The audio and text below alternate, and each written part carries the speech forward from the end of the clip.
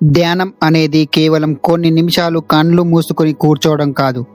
అది మనిషి జీవితాన్ని మూలాల నుంచి మార్చే శక్తివంతమైన సాధన.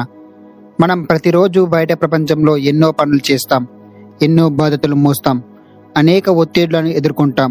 ఈ ప్రయాణంలో మన అసలు స్వరూపాన్ని, మన అంతర్గత శాంతిని మర్చిపోతాం. ఆ మర్చిపోయిన శాంతిని మళ్ళీ గుర్తు చేసే ప్రక్రియ ఈ ధ్యానం.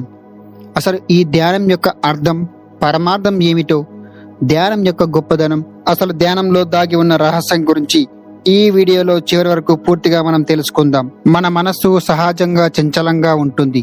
అది ఎప్పుడూ గతంలో జరిగిన విషయాలపై లేదా రాబోయే భవిష్యత్తుపై తిరుగుతూనే ఉంటుంది. ఈ ఆలోచన ప్రవాహంలో మన ప్రస్తుత క్షణాన్ని మనం కోల్పోతాం.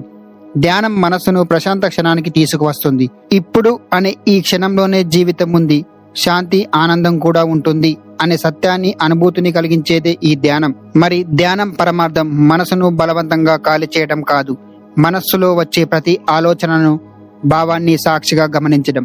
కోపం వస్తే దానిలో కూరుకుపోకుండా, భయం వస్తే దాన్ని తిప్పికొట్టకుండా కేవలం గమనించడం మాత్రమే. ఈ గమనించే శక్తి పెరిగినప్పుడు మనస్సుపై మనకే ఆధిపత్యం పెరుగుతుంది. భావోద్వేగాలు మనలను నడిపించకుండా మనమే వాటిని దారి తీసే స్థితికి వస్తాం. ఇదే ధ్యానం యొక్క గొప్పతనం. మనిషి బాధల యొక్క మూలం తన గురించి తనకు ఉన్న తప్పు భావన. నేనే ఈ శరీరం, నేనే ఈ ఆలోచనలు అనే అపోహల వల్ల భయం, అహంకారం, అసూయ, కోపం పుడతాయి. ధ్యానం ఈ అపోహలను క్రమంగా తొలగిస్తుంది. మన శరీరం కాదు, మనస్సు కాదు, వాటిని గమనిస్తున్న ఒక చైతన్యం అని అనుభవంలోకి తీసుకువస్తుంది. ఈ అనుభవం వచ్చినప్పుడు భయం మెల్లగా కరుగుతుంది, అహంకారం పూర్తిగా తగ్గిపోతుంది. ఇది మాటల్లో చెప్పలేని గొప్ప మార్పు. ఆధ్యాత్మికంగా ధ్యానం జీవాత్మ, పరమాత్మతో కలిసే మార్గం. దేవుణ్ణి బయట వెతకమని ధ్యానం చెప్పదు. ఆలయాలు, పూజలు, ఆచారాలు మనస్సును సిద్ధం చేసే సాధనాలే కాని అసలు దర్శనం మనలోనే జరుగుతుంది. హృదయంలో ఉన్న దివ్య చైతన్యాన్ని అనుభూతిని చేయడమే ధ్యానం యొక్క పరమార్థం. ఉపనిషత్తులు చెప్పిన తత్వమసి అనే మహావాక్యం ధ్యానంలో అనుభవంగా మారుతుంది.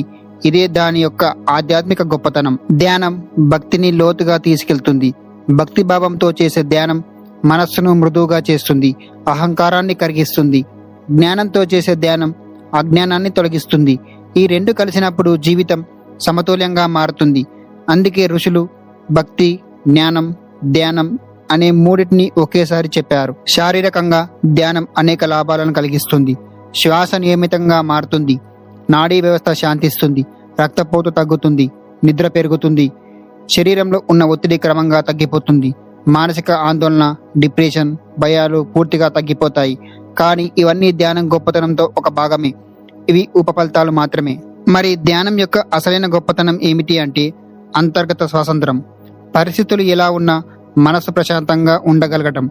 అనుకూల పరిస్థితుల్లో అహంకారానికి లోను కాకుండా, ప్రతికూల పరిస్థితుల్లో కుంగిపోకుండా ఉండే స్థితి. ఇది ధ్యానం వల్ల మాత్రమే సాధ్యం.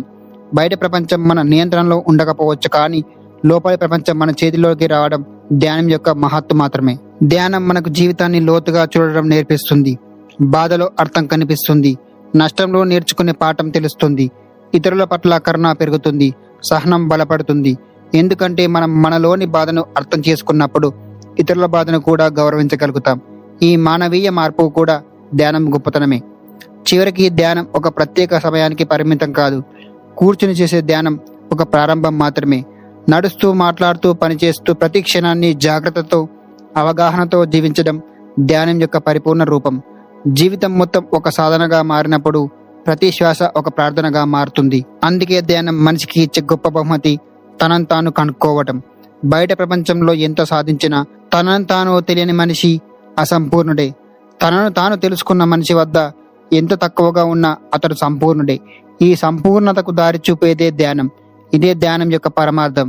ఇదే ధ్యానం యొక్క అపారమైన గొప్పతనం. ఇలాంటి మరిన్ని ఇంట్రెస్టింగ్ వీడియోస్ కోసం మన ఛానల్ను సబ్స్క్రైబ్ చేయండి. అలాగే ఈ వీడియోకు మీ వంతుగా లైక్ చేయండి.